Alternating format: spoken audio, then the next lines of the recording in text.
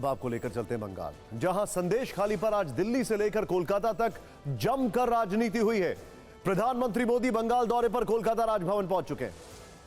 PM north 24 Pargana में कल महिला रैली को संबोधित करेंगे। इस दौरान संदेश खाली की पीड़ित महिलाएं भी मंच पर उनसे मुलाकात करने वाली हैं।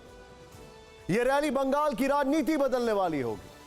पीएम के दौरे से पहले संदेश खाली पर दो बड़े अपडेट।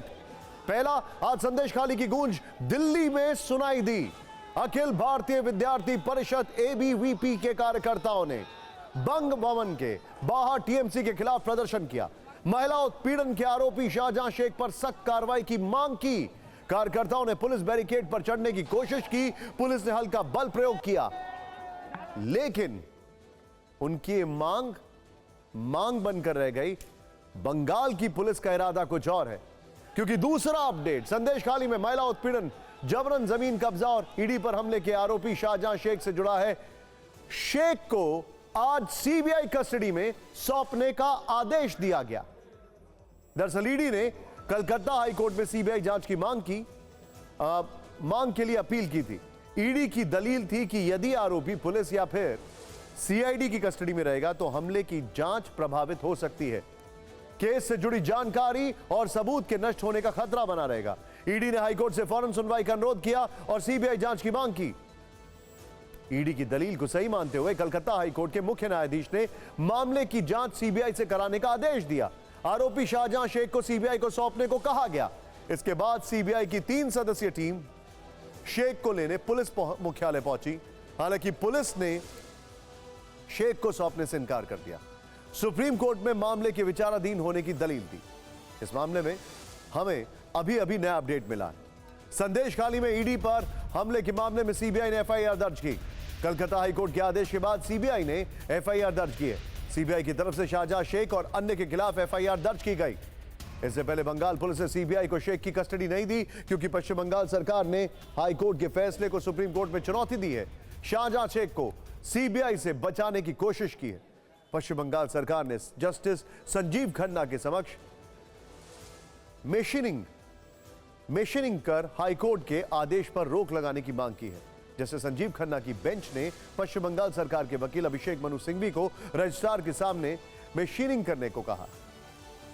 सीबीआई को शेख की कस्टडी मिलने के बाद बीजेपी हमलावर हो गई है। टीएमसी के खिलाफ इसे सत्य की जीत बता दिया। Kolkata High Court transferring the matter of Shahjahan Sheikh from the West Bengal Police to the CBI evokes only one response: Satyamev Jayate. सत्यमेव जयते इसलिए कहा जा रहा है क्योंकि यह तस्वीर आपको हमेशा याद रखनी होगी। यह तस्वीर दरअसल शाहजहां मानसिकता की है तृणमूल कांग्रेस में। यह तस्वीर दरअसल शाहजहां के सेकुलर संरक्षण की है टीएमसी में। एक वर्ड पर आपको क्लैरिटी देना चाहूंगा। जस्टिस संजीव खन्ना की बेंच ने पश्चिम बंगाल सरकार के वकील अभिषेक मनु सिंघवी को रजिस्ट्रार के सामने मेंशनिंग यानी डिटेलिंग करने को कहा। सीबीआई को शेख की कस्टडी मिलने के बाद बीजेपी हमलावर हो गई। टीएमसी के खिलाफ इसे सत्य की जीत बता दिया है और अब पीएम मोदी के बंगाल दौरे के बीच टीवी 9 भारतवर्ष संदेश खाली पहुंच चुका है। यहां हमारे संवाददाता कुमार कुंदन ने पीड़ित महिलाओं से बातचीत की। इन महिलाओं ने टीवी 9 के कैमरे पर बड़ा खुलासा किया। इन्होंने बताया कि कल जब वो पीएम मोदी से मिलेंगी तब शाहजहां शेख के कौन से काले राज सामने रखेंगे। मोदी जय स्वागतम, मोदी जी को जय श्री राम। टीएमसी के नेता ने संदेश खाली में बहनों बेटियों के साथ दुस्साहस की सारी हदें पार कर दी।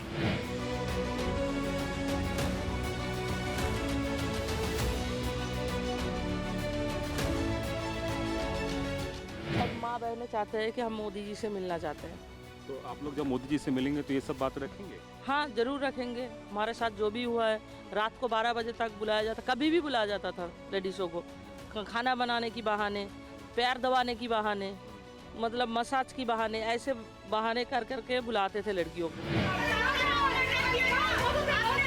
पे निर्यातन जो करता था, जो भी इनको हुआ था सब कुछ मंत्री के बताया, मार धरो कोदाल से बात दिया। प्रधानमंत्री से जाएंगे कल मिलने आप लोग की? हाँ जाओ। क्या बोलेंगे उनको, क्या बताएंगे क्या हुआ है? কি বলবো প্রাইম মিনিস্টার কি বলবো? শেখ শাহজাহান, শিবু হাজরা, উত্তম সর্দার। আচ্ছা, শেখ শাহজাহান, উত্তম সর্দার যে আমাদের এখানে অত্যাচার করেছে।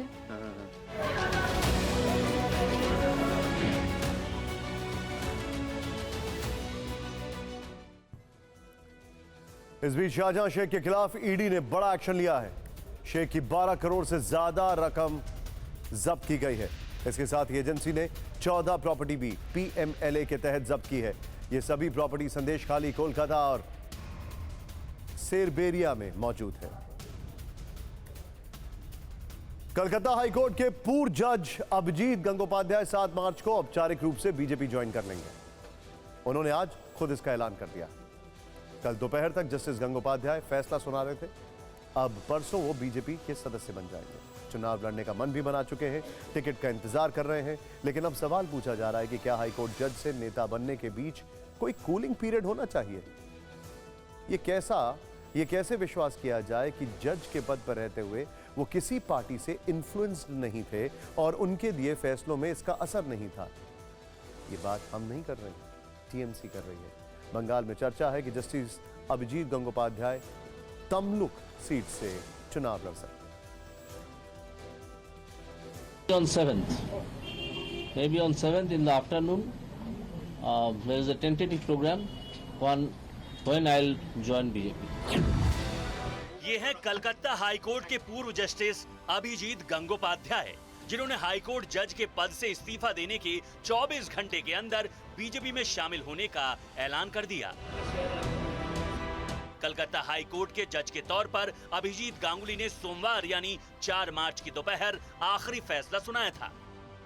आज वो मीडिया के सामने आए तो क्लियर कर दिया कि वो अब चुनावी राजनीति का हिस्सा बनने जा रही हैं। Are you going to contest the Lok Sabha polls? Any talks on that? I cannot say that. It will be decided by the high authorities of the BJP, the election committee of BJP. Sir, when will you join BJP? Maybe on 7th in the afternoon, there is a tentative program when I'll join BJP. पूर्व justice Abhijit Gangopadhyay अभी किसी राजनीतिक दल के सदस्य बने नहीं हैं, लेकिन सियासी तीर मारना उन्होंने पहले दिन ही शुरू कर दिया। किस पार्टी में जाना है ये तय है, इसलिए निशाने पर विरोधी दल टीएमसी और कांग्रेस है। उन्होंने कहा तृणमूल कांग्रेस अंदर से टूट रही है और ज्यादा दिन ये दल नहीं बच पाएगा। टीएमसी के बाद वो कांग्रेस पर भड़के और कांग्रेस को परिवार की पार्टी बता दिया। सर, क्योंकि आप बीजेपी ज्वाइन कर रहे हैं, प्रधानमंत्री का जो रैली है उसमें आप जाएंगे? प्रधानमंत्री That is not decided as yet. पूर्व जस्टिस गंगोपाध्याय ने जैसे ही बीजेपी में जाने का ऐलान किया, टीएमसी के नेता जज के तौर पर उनके फैसलों पर सवाल खड़े करने लगे। टीएमसी प्रवक्ता अरूप चक्रवर्ती ने फेसबुक पर एक पोस्ट लिखी। अब जबकि बीजेपी के टिकट पर जस्टिस गंगोपाध्याय का चुनाव लड़ना लगभग तय है, तो उनके हाल के फैसलों की तटस्थता पर सवाल उठना भी लाजमी है। टीएमसी विधायक बाबुल सुप्रियो ने सोशल मीडिया प्लेटफॉर्म एक्स पर लिखा, उन्होंने न्यायपालिका को कितना शर्मसार किया। अभिजीत गांगुली जब कोर्ट में एक मैटर को सुनवाई कर रहे हैं, शिक्षा वगैरह इसको लेके, तब सुनवाई तो हो रही, लेकिन उसके साथ साथ और भी बहुत सारे कमेंट्स वो कर रहे हैं और वो पॉलिटिकल कमेंट्स थे। पूर्व जस्टिस अभिजीत गंगोपाध्याय अपने कई फैसलों की वजह से सुर्खियों में रहे। उन्होंने ममता बनर्जी के करीबी रहे पार्थ चटर्जी को सीबीआई के सामने हाजिर होने का निर्देश दिया। तत्कालीन शिक्षा मंत्री की बेटी को टीचर की नौकरी से बर्खास्त कर उसकी जगह योग्य उम्मीदवार को नौकरी देने का फैसला सुनाया। अपने इन्हीं फैसलों की वजह से उनका टीएमसी से 36 का आंकड़ा रहा।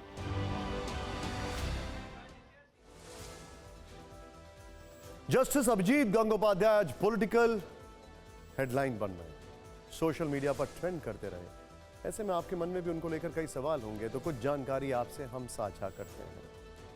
जस्टिस गंगोपाध्याय 2018 में अतिरिक्त जज के तौर पर कलकत्ता हाईकोर्ट से जुड़े।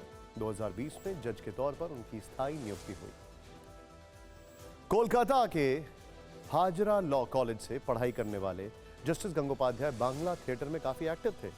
कानून की पढ़ाई के बाद पश्चिम बंगाल सिविल सर्विस में ए ग्रेड ऑफिसर के तौर पर करियर शुरू किया। कुछ साल बाद नौकरी से इस्तीफा दे दिया और सरकारी वकील के तौर पर कलकत्ता हाईकोर्ट में प्रैक्टिस शुरू की। हाईकोर्ट जज के 2.5 साल के कार्यकाल में उन्होंने 95 फैसले सुनाए, जिनमें स्कूल भर्ती घोटाले की जांच सीबीआई से कराने का फैसला भी शामिल है। हाईकोर्ट के जज के तौर पर उन्होंने 14 मामलों में की जांच सीबीआई को सौंपी थी। उन्होंने रविवार को बताया था कि सोमवार को हाईकोर्ट जज के तौर पर उनका आखिरी दिन होगा, लेकिन वो इतनी जल्दी राजनीति की पारी शुरू कर देंगे इसका अंदाजा लोगों को नहीं था। इसीलिए उनके राजनीति में आने को लेकर कई सवाल उठ रहे हैं। सवाल पूछे जा रहे हैं कि क्या किसी जज का राजनीतिक दल में शामिल होना सही है। लोग पूछ रहे हैं कि क्या किसी जज को सीधे राजनीति में आना चाहिए या फिर कोई कूलिंग पीरियड होना चाहिए। टीएमसी के नेता अब जस्टिस गंगोपाध्याय के पुराने फैसलों की निष्पक्षता पर सवाल खड़े कर रहे हैं। सीनियर वकील और टीएमसी सांसद कल्याण बनर्जी सीधा हमला कर रहे हैं। उन्होंने कहा कि जस्टिस अभिजीत गंगोपाध्याय में निर्णय देने की योग्यता ही नहीं थी। उन्होंने कलकत्ता हाईकोर्ट की गरिमा को नष्ट किया। পক্ষপাত দুষ্ট হয়ে বিচার করছেন এবং সে কথা আজকে প্রমাণিত যে ওনার টার্ম শেষ হওয়ার আগে রিজাইন করে উনি ভারতীয় জনতা পার্টিতে জয়েন করতে যাচ্ছেন। দীর্ঘদিন ধরে ওনার রাজনৈতিক সংস্রব ছিল। আপনারা দেখাতে পারবেন না যে উনি এই বিচার নিয়োগ দুর্নীতি ছাড়া কোনো মামলায় কোনো জাজমেন্ট দিয়েছে যে জাজমেন্ট রিপোর্টেড জাজমেন্ট হিসেবে হয়েছে। ওনার একটা জাজমেন্ট দেওয়া, জাজমেন্ট যাকে বলে অর্ডার নয়, জাজমেন্ট দেওয়ার যোগ্যতাই কোনোদিন ছিল না, যোগ্যতাই নেই। हाईकोर्ट जज के पद पर रहते हुए जस्टिस गंगोपाध्याय को खुलेआम आलोचना सुनने की आदत नहीं होगी, लेकिन अब वो राजनीति में आ रहे हैं तो उन्हें इसकी आदत डालनी पड़ सकती है। टीएमसी नेता सवाल पूछ रहे हैं, लेकिन एक हकीकत यह भी है कि किसी जज के राजनीतिक पार्टी में आने पर कोई कानूनी रोक नहीं है। पूर्व जस्टिस गंगोपाध्याय पहले जज भी नहीं है जो राजनीति में आए। मार्च 2020 में सुप्रीम कोर्ट के पूर्व chief justice Ranjan Gogoi retirement के बाद राज्यसभा सदस्य बने। वैसे जजों के राजनीति में आने का सिलसिला आजादी के कुछ साल बाद ही शुरू हो गया था। 1952 में जस्टिस फजल अली सुप्रीम कोर्ट से रिटायरमेंट के बाद गवर्नर बना दिए गए। 1963 में जस्टिस MC चागला पहले राजदूत बने और फिर सीधे राजनीति में आकर शिक्षा मंत्री बने।